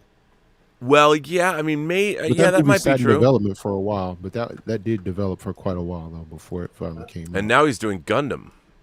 Yeah, I'm excited to see where that goes. I can't wait. I mean, greatest comic book writer of his generation writing the story. So yeah, I'm excited. Brian K. Vaughan. I just want to mention Feige is just as much a showrunner as a movie producer. Yes, and the course. directors are almost a mix between a movie director and a TV director. Because, they are. Now I would say Frankenstein version of the director. Jordan Vogt Roberts directed a lot of TV stuff.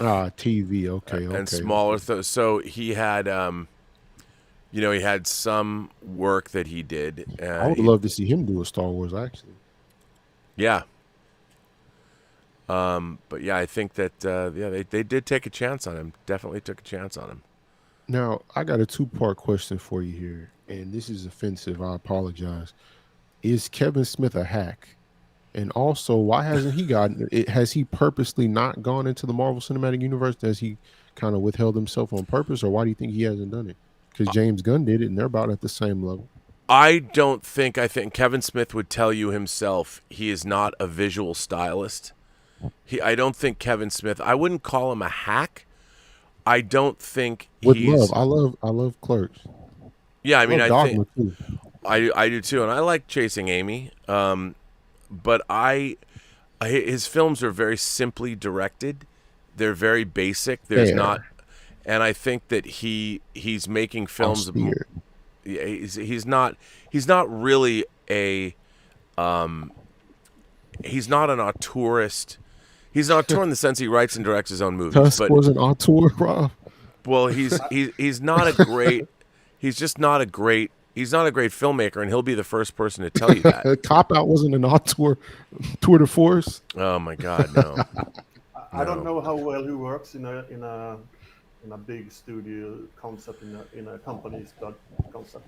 Yeah, I don't think he has the directorial sensibility to bring a big budget studio movie to the fore. He just doesn't think that way. So, you didn't want to see Tracy Morgan in the Marvel Cinematic Universe with Bruce Willis, Rob? You don't want to see that? Yeah, no. I mean, yeah, it's your heart doesn't flutter. No, no. Who do you think has been overlooked by Marvel? Who would you say should be? I would say Lexi Alexander, because she would have been perfect for Black Widow. Yeah, I mean, the Punisher movie she did was great. I loved it. I liked it too, and I follow her on Twitter. So she's great. She's an angry young woman. I love it. Severely underrated. Yeah, she's great. She should be working. But I think that there might be a prejudice against her. Now that Sam Raimi's come back to the fold and is directing Doctor Strange 2, maybe they'll go back and get those people. I think she should work more. Yeah. Who would you say is another one that's underrated? Or someone overlooked that should join the MCU or could be great in the MCU? Man, that's hard. That's hard to say. I don't know. I think Ang Lee should get another shot. I think he would have been cool with the Eternals. He would have been interesting. See, I'm a huge Ang Lee fan, but I don't know. I don't know if I'd want to see him go back and direct another superhero movie. Frankly, to be honest, as much as I love, but as much as I love the MCU, I'm like, I feel like, we got 23 movies, and I know they're going to keep making them. I can't wait to see Eternals. I really want to see Shang-Chi and all that, but my interest in the Marvel Cinematic Universe is not what it used to be. And it is I don't know what they could do to make my interest get piqued more. I mean, again, I can't wait to see Be more Eternals. interesting. Take risks.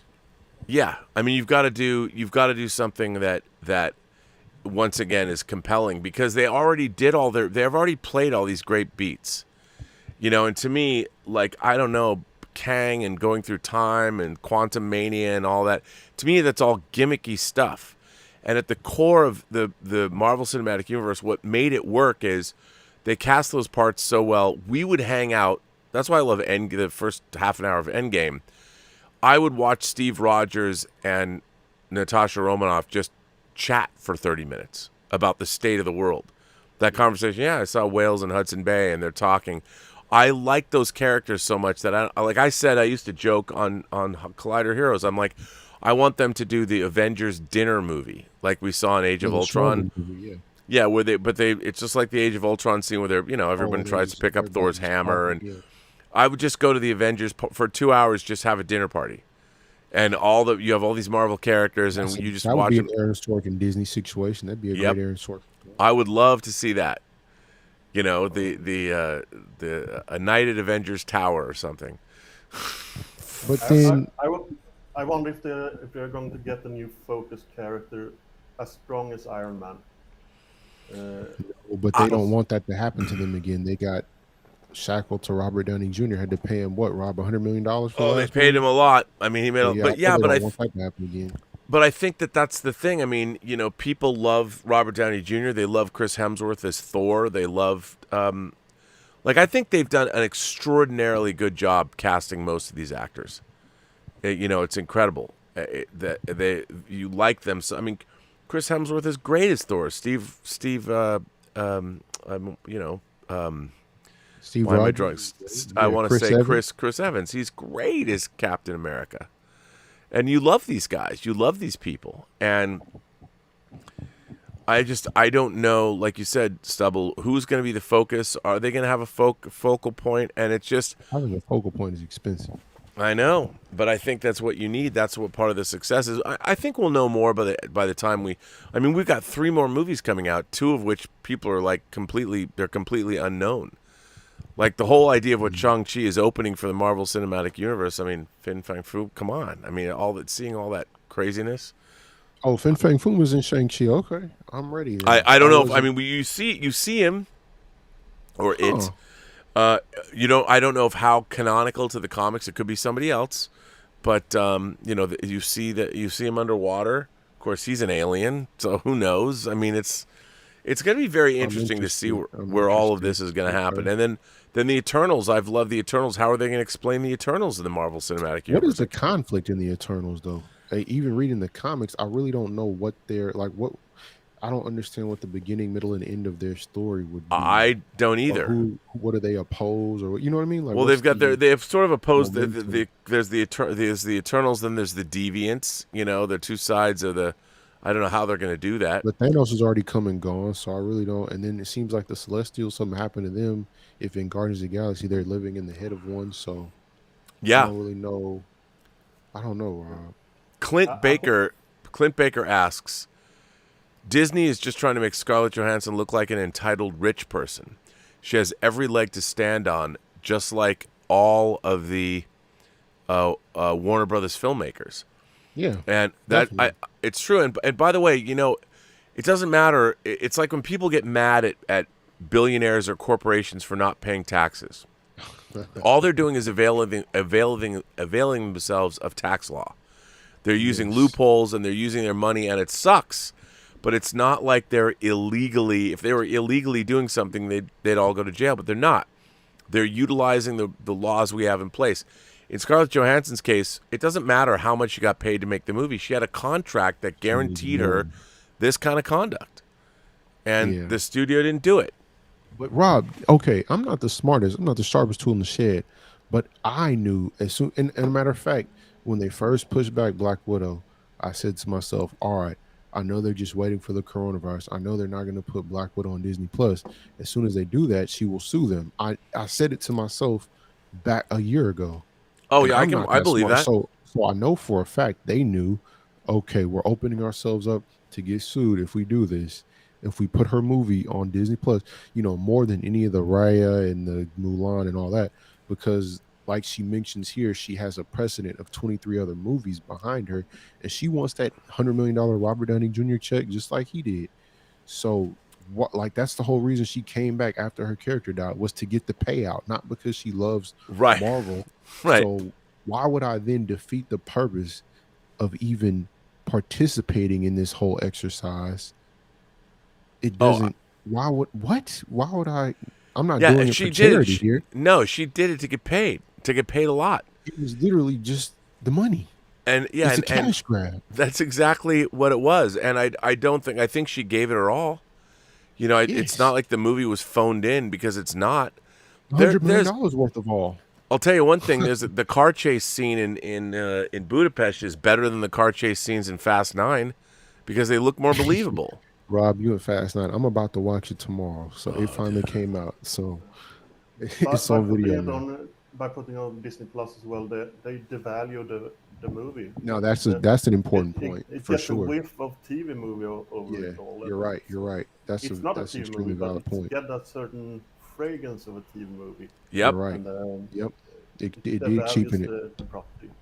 That's a great way to say that too, because that's in the complaint, but I don't think she verbalized it that way. But that's a very succinct, clear way of. That's exactly what it was too. I completely agree. It's funny, in the chat, Night Heaven says, I'm actually not that excited about the MCU as of now. The only movie I'm looking forward to for real is Dune. I mean, I have to say, both the new Bond film, Die Another Day, Oh, and I cannot Dune, wait. look, or pardon me, No Time to Die. No Time to Die and Dune look like absolutely spectacular entertainments. And I love Dune, and it looks like it's they've spared no expense. They've made Dune into something that's spectacular, just the way it's shot. We haven't seen anything. That's what I want to see. I want to see transportive movies. I mean, I love the Bond films, but Spectre I thought was terrible, and Oh man, it listless. was. This movie looks incredible. I mean, it looks Fukunaga amazing. could have done a great solo movie too. Just going off into a tangent a little bit, Yeah. but I think he would have been great doing solo, picking up. It would have been great. Bond He is would've a been great. product of the Bond is a product of the Cold War, and I don't think he works outside the Cold War. Really. Blasphemy. No, but I think in a way you're right, because the real problem is that the world that we have now. Bond is supposed to be this elegant gentleman spy who wears a tux, and well, there's nowhere for anybody to go with tuxes. That world is over. Now warfare is all asymmetric. You don't know who the people are. The wars are being fought in the Middle East. They're being fought. Nobody's going to the Casino Royale. Economics and embargoes, yeah.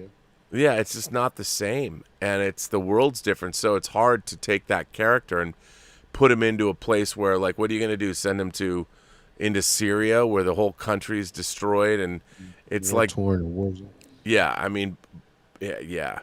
I think Clint- there's something interesting to say there, maybe in that context. No, there, I think there is, but I don't know if the character of James Bond. I mean, we've seen it with the Daniel Craig Bond movies. They've tried to bring him down and humanize him, and it's hard. It's varying degrees of success. and yeah, they make it all personal, and I think one of the missing things for me about James Bond is the Daniel Craig James Bond never really was given a mission. He's in the middle of things and angst and revenge, and he's been doing the build up for a while now. He's been doing his backstory for quite a while. and it's like, give him a mission. Just give him go after a megalomaniac and stop the world from being destroyed or something. Clint Baker goes on to say, Disney is taking advantage of the social climate right now. The everyday Joe is pissed at the rich.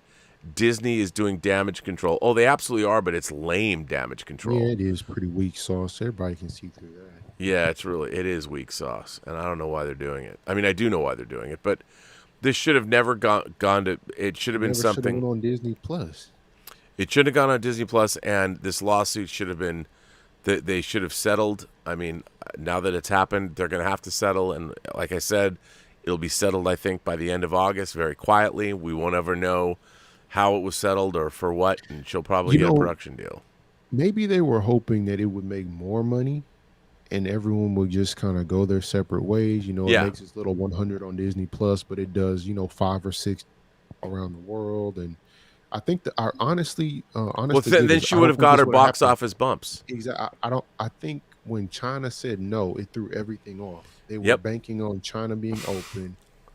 She would get happy. They would make their Disney Plus money, and everyone, gets what they want out of the deal. But China said no and threw a wrench in everything. That is absolutely true. Listen, gentlemen, it's 2:00. I'm going to bring an end to our chat here. I'm actually going to turn in because I have to get up and do work. I have to go do I have a phone call in the morning, and then I have to do John Campy's show. So I want to say thank you for coming here and doing this show. It was fun. Always good to see you, Stubble. And then, of course, we have our call on Saturday. But Jeremiah, this was fun to hang out with you for a couple hours. Yeah, when are And- we gonna talk on some 2.0 business? Well, let's talk about that. Tomorrow's a bad day for me, but maybe over the Okay. weekend or something.